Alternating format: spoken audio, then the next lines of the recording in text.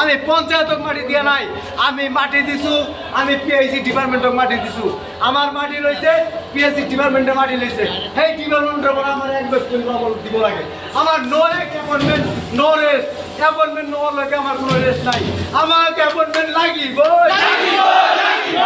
Appointment লাগিব আমাকে লাগিব শান্তমূল্য হয় হয় আমার সন্তাৰ ফালৰ পৰা শত শত কৰি ধন্যবাদ জ্ঞাপন কৰিছোঁ আমি আত্মজা দিম আমি বিগত 15 বছৰে বিনা বেতনে আমি চৰকাৰৰ বিভাগৰ আমি জলমিত্ৰ হিচাপে কাম কৰি আছোঁ প্ৰথমতে আমাক গ্ৰেড কেয়াৰটেকাৰ হিচাপত লৈছিল এতিয়া যেহেতু জল জীৱন মিছন অহাৰ পিছত আমাক জলমিত্ৰ হিচাপে আমাক নিয়োগ কৰিলে আমি বিনা বেতনে ইমান দিন কাম কৰি অহাৰ পিছতো আমাক চৰকাৰে এতিয়া প্ৰমোচনা কৰি আছে যোৱা ডিচেম্বৰ মাহত আমাৰ এটা প্ৰগ্ৰাম হৈছিল বৰপেটাত সেইটো প্ৰগ্ৰামত আমি প্ৰগ্ৰামটো জিলা অভিৱৰ্তন কৰি পেলাই আমাৰ কেন্দ্ৰীয় কমিটিয়ে জয়ন্ত মল্ল ডাঙৰীয়াৰ লগত দেখা কৰাৰ পিছত তেখেতে আমাক আশ্বাস দিছে বিভাগৰ উচ্চ পদস্থ বিষয়াসকলে আমাক আশ্বাস দিছে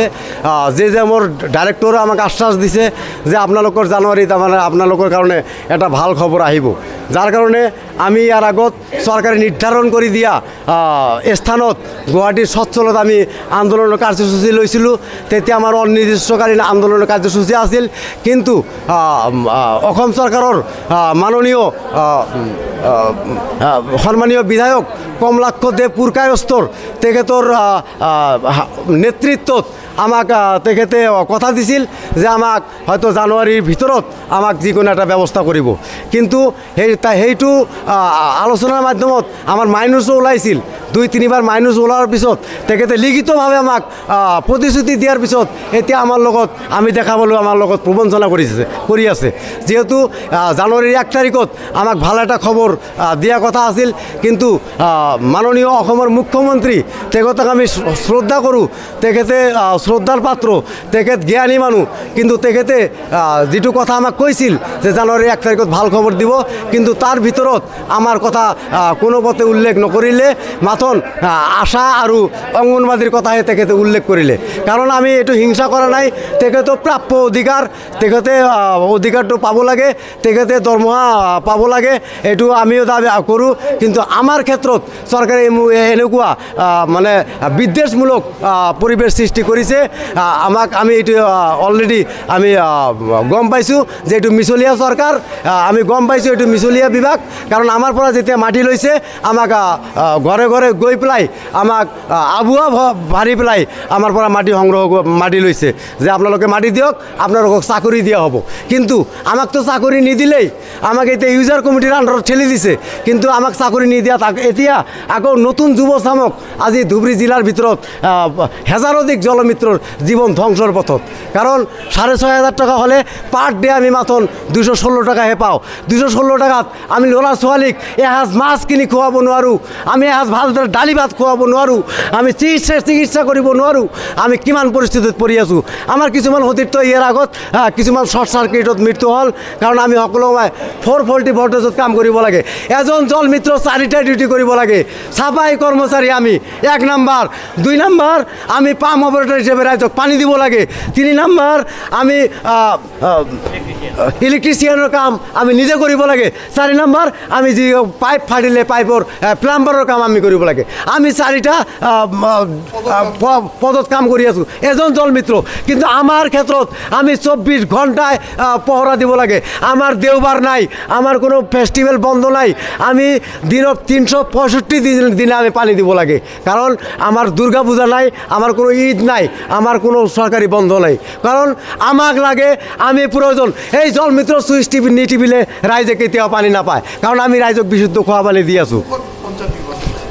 25,000 জল মিত্ৰ আছে আমি ধুবুৰী জিলাৰ ভিতৰত হেজাৰধিক জল মিত্ৰ আছে আমাৰ জল মিত্ৰ এতিয়া প্ৰতিটা গাঁৱতে স্কিম আছে প্ৰতিটা গাঁৱৰে মানুহক আমি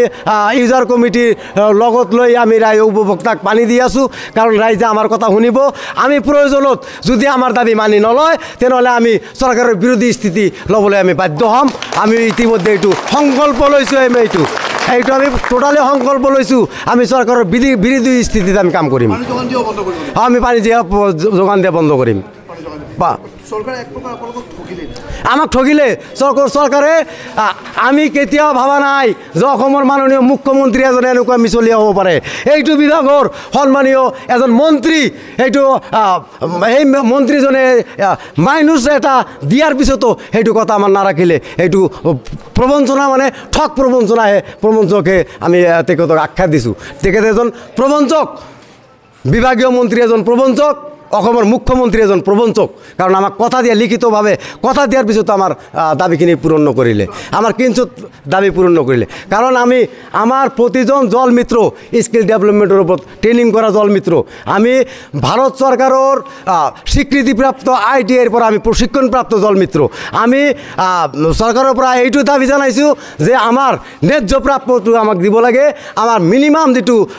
ৱেজেছ আছে সেই ৱেজেছ হিচাপে আমাক দৰমহা দিব লাগে। আমি 50,000 60,000 টাকা আমি দৰমহা বিচৰা নাই, আমাৰ পৰিশ্ৰমৰ মজুৰিখিনি আমাক দিব লাগে। আমাৰ চৰকাৰৰ ওচৰত এইখিনিয়ে দাবী। আমি চৰকাৰৰ ওচৰত মহাভাৰত দাবী কৰা নাই, আমি চৰকাৰৰ ওচৰত গোটেই দুনিয়াটো দাবী কৰা নাই। কিন্তু আমাৰ এই কিঞ্চিত দাবী, আমাক 24 ঘণ্টা খাটাৰ পিছত মাত্ৰ 216 টাকা পাৰ ডে এটা আমাক দিয়ে।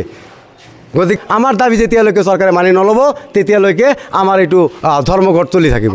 আমাৰ লগতে এগ্ৰিমেণ্ট আছে, কোৰ্ট এগ্ৰিমেণ্ট কৰি পেলাই মাটি লৈছে, এইটো দলিল। আমি পৈতৃক সম্পত্তি দিছোঁ, কোনোবাই নিজৰ সম্পত্তি দিছোঁ। সম্পত্তিৰ বিনিময়ত চৰকাৰে আমাক কথা দিছিল যে আপোনালোকে সম্পত্তি দিয়ক, আমি আপোনালোকক চাকৰি দিম। ইয়াত চাকৰি ফেচিলিটিৰ কথা লিখা আছে। ইয়াত যিকোনো এটা ফেচিলিটি পালে সেইটো মাটিৰ মালিকে পাব লাগে, এইটো এগ্ৰিমেণ্টত লিখা আছে। আমি মাত্ৰ 6,500 টাকা আমাক এই জল জীৱন মিছন অহাৰ পিছত দিছে, তথাপি এইটো আমাক বিভাগৰ পৰা দিয়া নাই, এইটো আমাক PNRD ঠেলি দিছে। আমি এতিয়া কাৰ মানুহ, আমি কোনফালে যাম? আমি PICৰ কাম কৰোঁ, আমাক দৰমহা দিয়ে PNRD। আমাৰ ওপৰত প্ৰেছাৰ ক্ৰিয়েট কৰে পঞ্চায়ত ছেক্ৰেটাৰী, আমাৰ ওপৰত প্ৰেছাৰ দিয়ে ব্লকৰ BDO, আমাৰ ওপৰত প্ৰেছাৰ দিয়ে PICৰ ASO ইঞ্জিনিয়াৰ, এইবিলাকে আমাৰ ওপৰত প্ৰেছাৰ দিয়ে। আমি কাৰ মানুহ? আমি 3টা ডিপাৰ্টমেণ্টেৰ ভায়া হৈ আমি কাম কৰি আছোঁ। আমাৰ এটা স্থায়ী বিভাগ আছে, আমাক সেই বিভাগত আমাক ল'ব লাগে। আমাক সেই বিভাগৰ পৰা আমাক PIC বিভাগৰ পৰা আমাক এপইণ্টমেণ্ট দিব লাগে, আৰু এই PIC বিভাগৰ পৰা আমাক দৰমহা দিব লাগে। 100% চৰকাৰে যে ললিপপ দি পেলাই আমাক যে ঠগিলে, এইটো 100%।